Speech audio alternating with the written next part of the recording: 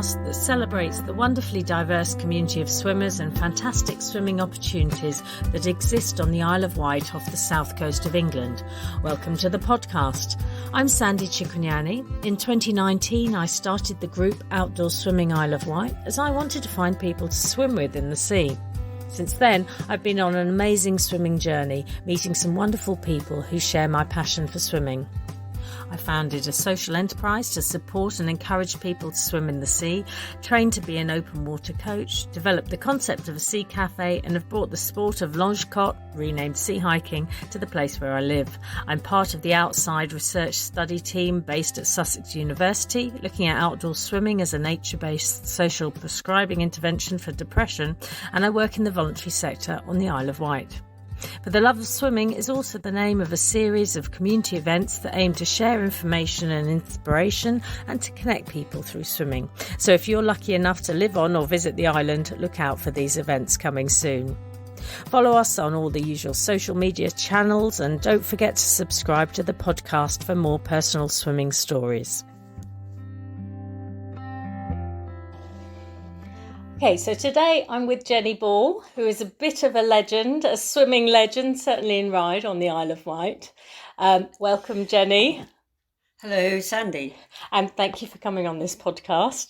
I'm going to start first of all, can you tell us what sort of a swimmer you are? I'm mainly a distance swimmer and open water. That just came about by accident, really. I didn't realise I was a distance swimmer and that I could just keep going because I'm certainly not very fast. Okay, I was going to say, I didn't do a proper introduction. What I was going to do is start with some very short questions and then we'll dig a little bit deeper. But what I wanted to say to the listeners is you are a bit of a legend and certainly an inspiration to me, and it's down to you that I joined the Ryde Masters. You won't mind me saying that you are 85 and you are still competing actively in swimming competitions, but we'll get onto that in a little while. We'll start with these quick fire questions. So, do you prefer sea, river, pool or lake swimming? I'm not a fan of rivers and lakes. I haven't enjoyed that, especially when they're brackish where they join the sea.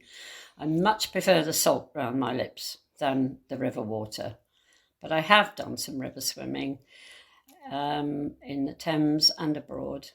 Never lakes. Okay, thank you. And long or short distance? Long distance mainly. My longest distance was probably swimming from Gozo to Malta, which I believe is about 6k. Thank you. And what's your favourite stroke? Oh, front crawl every time. And now you might think this is a strange question, but what would you say is your essential swimming kit? What does it comprise of? Well, you need a costume. If you're racing in a pool, we wear what we call knee suits, and compression suits, which are quite difficult to get on and off for racing in a pool. For swimming in the sea, I prefer that kind of suit, a wetsuit in the winter and a rash vest in the spring and autumn. And of course, hat and goggles, and dark goggles in the sun, and probably clearer goggles in the pool. Okay, and do you have a particular luxury item that you wouldn't do without? Probably my chamois, actually. Absolutely excellent. When you're swimming all weekend, you get a very soggy towel. Take a chamois along, a proper swimming chamois, and the towel remains dry, and you can wring out something like a pint of water out of your chamois. Excellent, thank you. Okay, now we're going to go into a little bit of detail. Let's start at the beginning. When, where, how did you learn to swim? Well, I learnt just after the war, when the pools first opened, and I found a report hidden away in the attic, which at the age of 10 said that Jennifer would swim very soon. I was then able to go to the beach on the East Coast because we lived in Ipswich, and I have a picture of myself standing on the beach in a woolly knitted costume, age about 8. And I thought, when I found that, my goodness, I was destined to be a sea swimmer. And did you continue sort of swimming all your life from that point? I have swum all my life. I went to a school which had a pool which was unheated, and we were thrown into it in May. The temperature was probably about 12 degrees. And yes, I used to cycle down to the East Coast, down what is now the A12, to swim at Felixstowe. And I've always been drawn to water. We moved to Birmingham when I was in my teens, and there were pools there. So I've always swum, but not competitively until I was age 50. Can you tell us more about how you got into competitive swimming? Well, the whole story, and I hope it's not too long, is that Vivian Cherryman, who was lived on the Isle of Wight with her husband Leonard, she was an icon in masters. She was instrumental in getting master swimming in England, and happened to live on the Isle of Wight. And we swam in a competition. I think it was probably run by Sea Close Swimming Club, way back. And she said to me at the time, "You have got to swim master swimming." And I said, "What's that?" And she said, "Here's an entry form for the Nationals. It's in Oxford." And I said, "Oh, where will I stay?" Needless to say, I didn't go. But that's how it happened. I was persuaded to go. I suppose you could say I was talent spotted, but I'm not fast by any means. And that's what you're continuing to do with other people, aren't you? Continuing to encourage other people to swim. Probably, yes. Yes, that's yes, I just want them to get the enjoyment from it that I got, because I've had so much enjoyment over the last 30 odd years, and I just want to pass that on. Oh, and what is it you like about competitive swimming?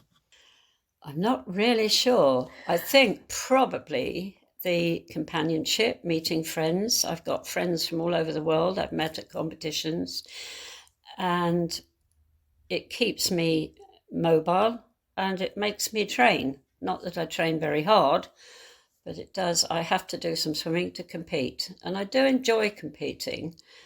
I don't mind if I don't win. It's easy to win when you haven't got much competition in your 90th decade. I was going to say, and tell us about, you've just won some more medals this weekend, haven't you? Yes, that was the British Masters, which encompasses England, Scotland and Wales and Ireland.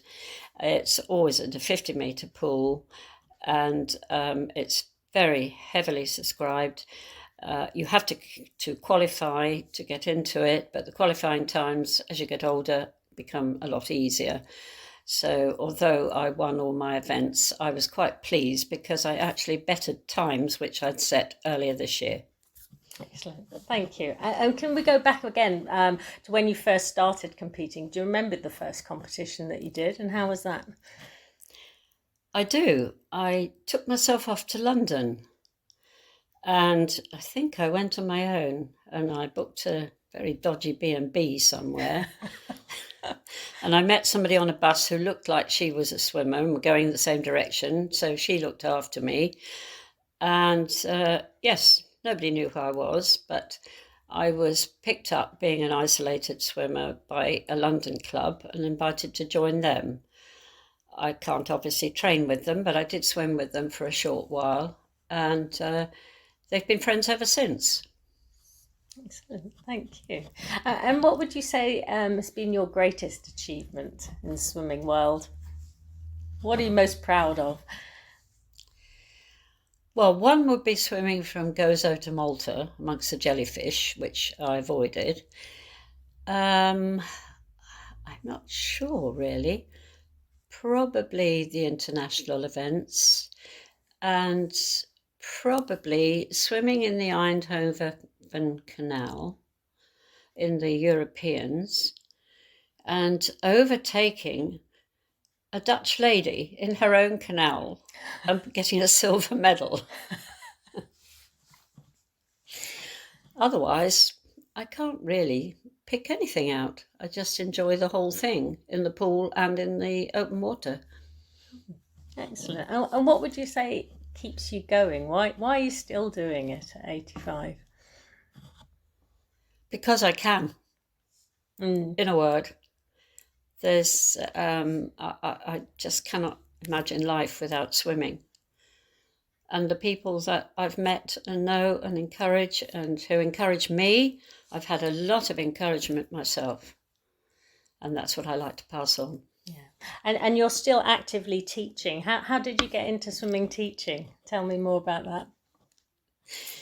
Well, that was at West White Club, who I owe everything to, because my children were taught to swim there, and I was watching them one night, and the chairman of the club, who sadly is no longer with us, said to me, "You should not be sitting there watching, you should be teaching. There's a course coming up, the club will pay your fees, off you go." And that's where it started. And I did a preliminary course at the Westridge pool and just went from there.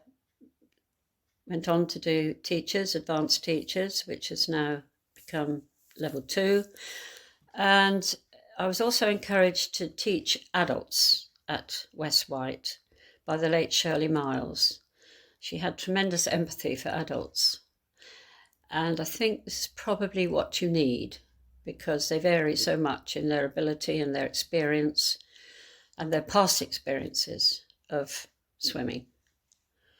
I also taught at West White Mothers and Babies, and then moved to the Heights, teaching mothers and babies for a number of years, and adults. And then suddenly Ride popped up. I'm not quite sure how. Things changed. But I love it at Ride. Excellent, and we love having you there. So it's great that you're with us now in Ride. What else can I ask you? What have you got any new challenges coming up? Anything else this year? Well, it's not entirely new, but we haven't done it for a few years because of COVID, and then sadly the Queen's funeral interrupted the Serpentine swim, which is a mile round the Serpentine. Well, I could do 2, but a mile's enough. I'm looking forward to that in September. Then there'll be the Nationals. There are Worlds this year, but they're in Japan, and I don't think at 85 I really want to be in Japan eating sushi every day. So I'm not quite sure. Probably the Europeans next year, but we don't yet know where they'll be. Mm-hmm. Excellent, thank you. And what else have I got on my list of questions? The best place, your favourite place that you've ever swum? Croatia. Oh, it's lovely. Fantastic. There, isn't it? I did one of the swim trek holidays there, and it was just amazing. Yeah, excellent. And a regular swim spot? Where do you like most on the Isle of Wight? Indoors or outdoors, Sandy? Either. Well, obviously Ride Pool. I think it's lovely, the roof opening in the summer, and the deeper water is ideal for teaching adults and for swimming in. And locally, it's a toss-up between Lake Beach and Seagrove Bay. Can you tell me a little bit about when you first learnt to swim out of your depth? Well, swimming out of my depth in the pool's never been a problem. But swimming out of my depth in the sea, I would only go parallel to the shore and I could touch the bottom. And then one day I was challenged, I was nearly 60, and I was challenged to swim out to a yacht. And I thought, no, I don't do that. Yes, you've got to come, the kettle's on, we'll come with you. And I did. And the hardest part, of course, anybody who knows, is getting on and off a moving yacht up a vertical metal ladder.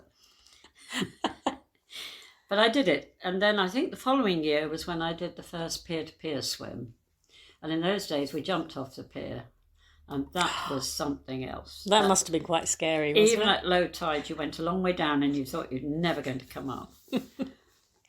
It's now been changed to a beach start for health and safety reasons, but we all ran along to the end of the pier and jumped off where the fishermen fished from. Oh, wow. And that was it. And then after that, I was swimming the Solent and did that several times. So the Solent swim, well, you've done a few different crossings of the Solent, haven't you? Well, the main one used to be from Ryde Sands to Southsea, and that was always escorted by a boat and a rib with the Ryde Inshore. But that became difficult because they needed the vehicles obviously on standby. But we always did it as a solo swim, never as a mass swim, and it was very, very well organised by the late Gordon Osborne. I did that 6 times between the age of 60 and 72, my last swim being when I was 72, and now that route has been banned by the harbour master because he doesn't want swimmers all over the Solent across the entry to his harbour, so it now goes from Gosport.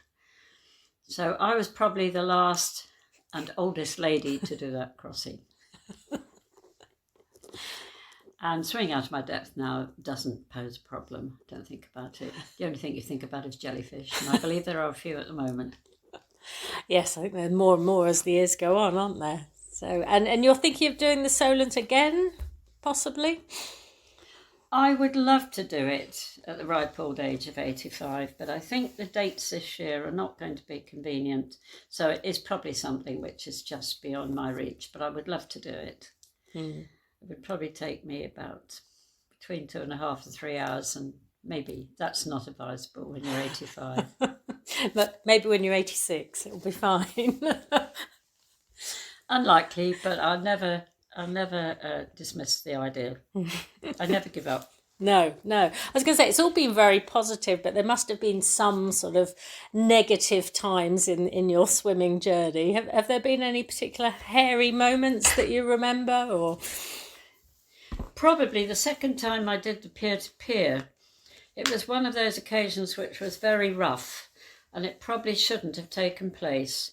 It's always a very delicate balancing act if the weather is dodgy to work out whether it's going to be safe or not to do. And on that occasion, it wasn't particularly. Another one, and I had a very anxious husband waiting at Shanklin for me. Another one was when we swam to celebrate the millennium, we swam from Yarmouth, the Green, to Gurnard Sailing Club. That was 8 miles. Well, half the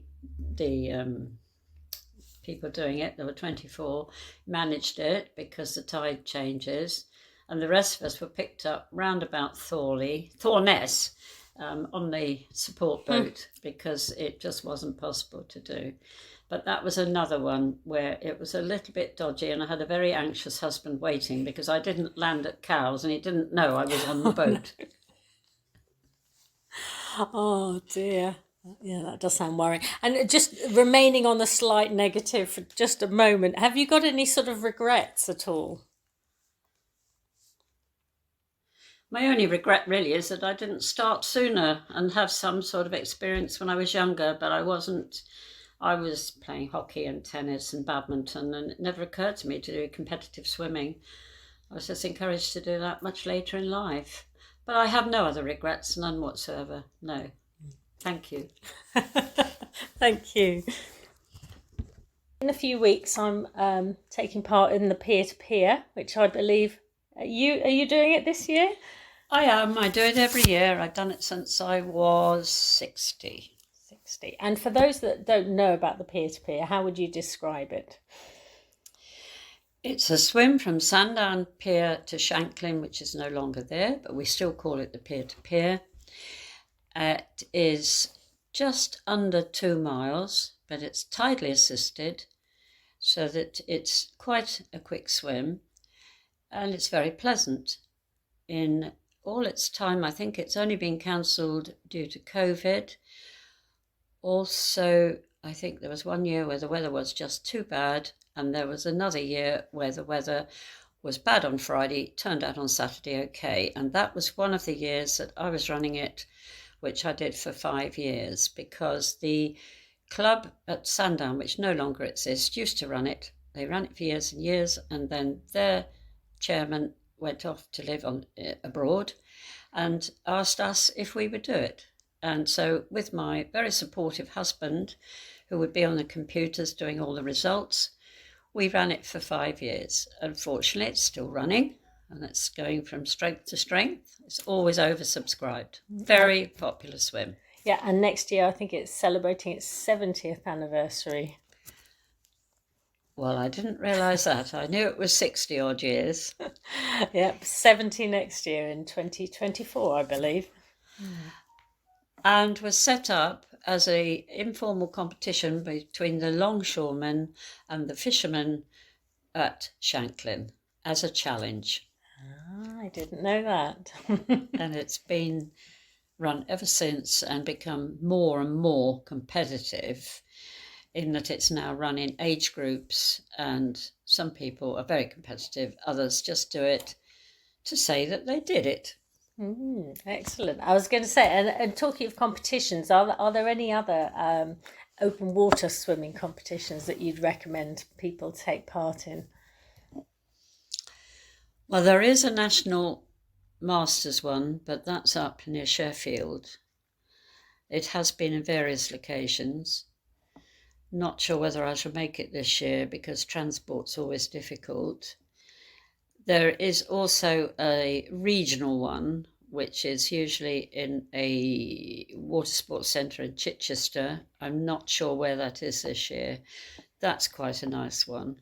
And the distances vary from usually 1.5 to 3K.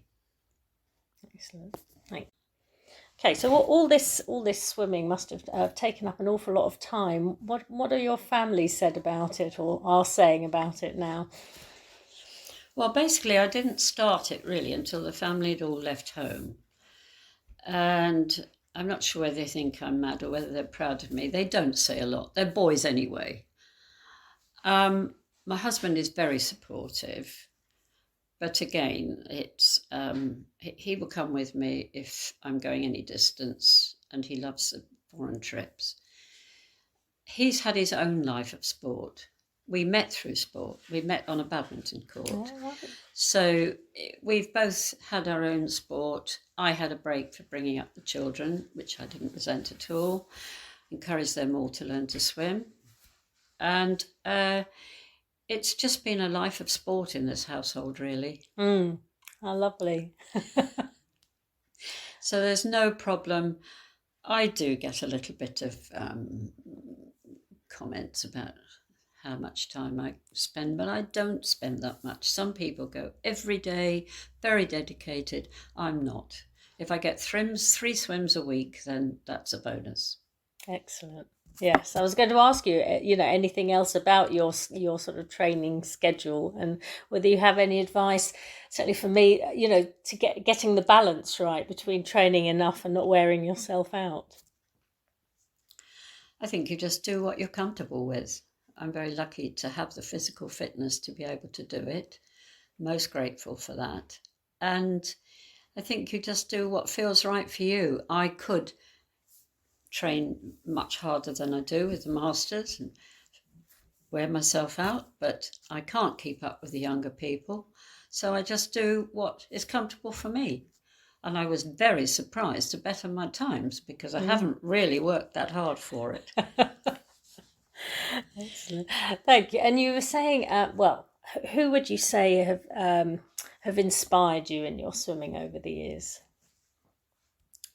Well, first of all, I mentioned Vivian Cherryman, and then there was Shirley Miles, and the late Ron Smith, who was chairman of the West White Club. And then there are a number of swimmers that I meet who say, "Oh, I hope I'll be swimming when I'm your age." The word inspirational comes up far too often. I don't feel I'm an inspiration, but I'm very, very fortunate to be well enough to do all this. It isn't cheap either. That's another thing for which I'm most grateful. But I still teach, and I always say that whatever money I earn teaching ploughs straight back into the cost of hotels, rail fares, entry fees, etc. There isn't a lot of expense in kit, unless you're an open water swimmer, or a winter swimmer, then you need all sorts of kit. But basically, it's quite good in that respect. Then, of course, it's cost of eating when you're away. So it's not cheap, but I'll do it while I can. Excellent. And did you want to say anything more about when your time at West White and how they supported you? Yes, I as a parent, they saw me through getting in the pool myself and racing in their local event, the club event. And then various other people came along and we moved into things on the mainland. And then eventually I founded the Masters Club, which operates from the Heights Pool. And I had a lot of support there in how to run a meet from various people I knew. Yes, you can't do it without support from others. Mm. And talking of supporting others, last time I came round, you were raising funds for Macula. Do you want to? Can you tell us a little bit more about that and about your fundraising over the years? Well, I was diagnosed with macular disease 10 years ago, and unfortunately, there's no treatment for the dry macula. Hopefully, the fundraising I do will go towards finding a cure or a treatment for the dry form, which causes blindness in older people.